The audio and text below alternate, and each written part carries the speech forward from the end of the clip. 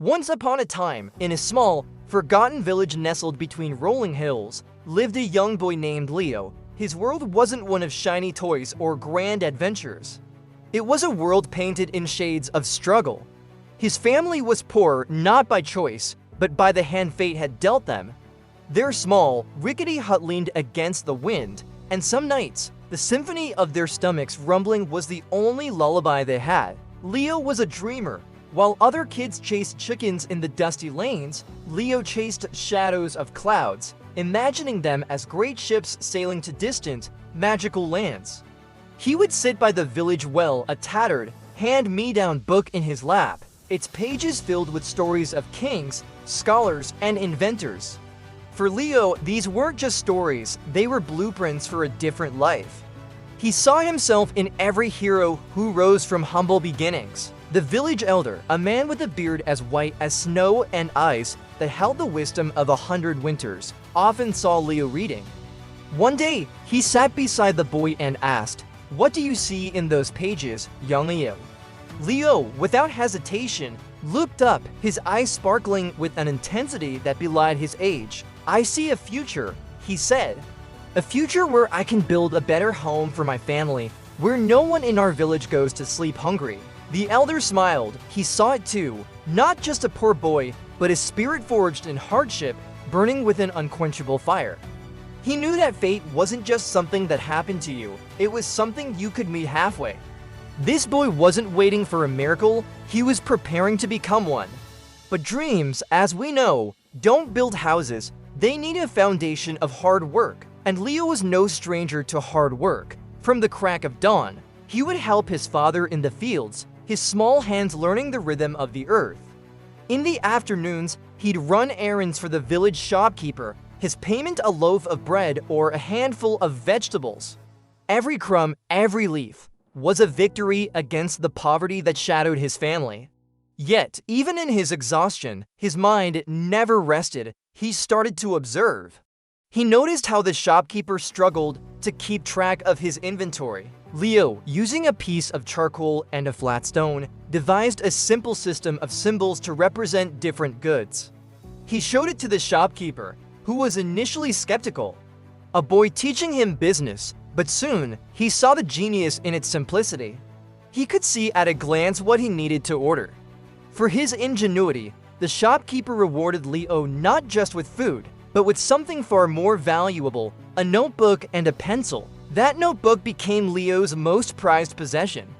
It was his laboratory, his university, his entire world. He filled its pages with observations, sketches of inventions, and solutions to the village's everyday problems. He designed a more efficient irrigation system by studying the flow of the nearby stream. He drew plans for a simple pulley system to help lift heavy sacks of grain. He wasn't just dreaming anymore, he was designing a new reality. Of course, his path wasn't without its thorns. Some villagers mocked him. "Look at the little dreamer," they'd sneer. "He thinks his scribbles can change the world." The words stung, but they didn't stop him. Leo learned an important lesson. When you dare to be different, not everyone will understand your journey. But you can't let their doubts become the walls of your prison. You have to use them as stepping stones. One year, the rains failed. The sun beat down relentlessly, cracking the earth and withering the crops. The village faced a famine worse than anyone could remember. Despair settled over the community like a thick fog. People gathered, their faces etched with worrying. This was it. This was the fate they had always feared. But Leo saw an opportunity. He remembered his drawings, his plans for the irrigation system. He ran to the village elder, his notebook clutched in his hand. "I have an idea," he panted, his voice filled with a desperate hope. He unrolled his sketches, explaining how they could divert water from the river, which still flowed, albeit weakly, a mile away. The elders looked at the detailed drawings. They saw the logic, the careful thought. It was a long shot, a monumental task for a starving village, but it was also their only hope. The elders stood before the villagers and declared, "We have listened to the whispers of despair for too long. Today, we will listen to the voice of our youth."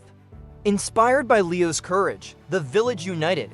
Men, women, and even children worked side by side, digging canals, following the lines Leo had drawn in the dirt. It was backbreaking work under a scorching sun. Many times, their spirits faltered. But whenever they felt like giving up, they would see Leo, the smallest among them, working the hardest, his face streaked with dirt but his eyes shining with unwavering belief. And then it happened. A tiny trickle of water entered the first channel. A cheer erupted, a sound of pure joy and relief. Soon, the trickle became a steady stream, flowing through the network of canals, breathing life back into the parched fields. They had done it. Leo's dream, born from a tattered book and nurtured with charcoal on a stone, had saved them all. Leo didn't stop there. The success of the irrigation project earned him the respect and trust of the entire village. They saw him not as a poor boy, but as a leader, a visionary. He went on to implement his other ideas: the pulley system at the granary, a more organized marketplace, even a small school where he taught other children to read and write, using his own precious notebooks as the first textbooks. Years passed, the village transformed, the rickety huts were replaced with sturdy homes. The fields were always green and the granaries were always full. The laughter of children replaced the rumbling of hungry stomachs. And Leo, the boy who once chased shadows, had become a man who cast a long, hopeful shadow of his own. He never became a king or a wealthy merchant in a faraway land. He stayed in his village because he realized his greatest adventure wasn't about escaping his circumstances, but about transforming them. He learned that your starting point in life doesn't define your destination. The circumstances you are born into are like the hand of cards you are dealt. You can't always control the cards you get, but you have complete control over how you play them. Leo's story is a powerful reminder for all of us. Maybe you feel like you're starting from a place of disadvantage. Maybe the world has told you that your dreams are too big, your resources too small. Look at Leo. His only resources were a curious mind, a compassionate heart, and an unbreakable will. He didn't wait for his fate to be written for him. He picked up the pen and wrote it himself. So whatever your struggle is today, remember Leo. Remember that inside you is a fire, a unique genius, a solution that the world is waiting for. Don't let the whispers of doubt drown out the voice of your own potential. Pick up your piece of charcoal, your notebook, your tool, and start designing your future. Your fate isn't a destination you arrive at.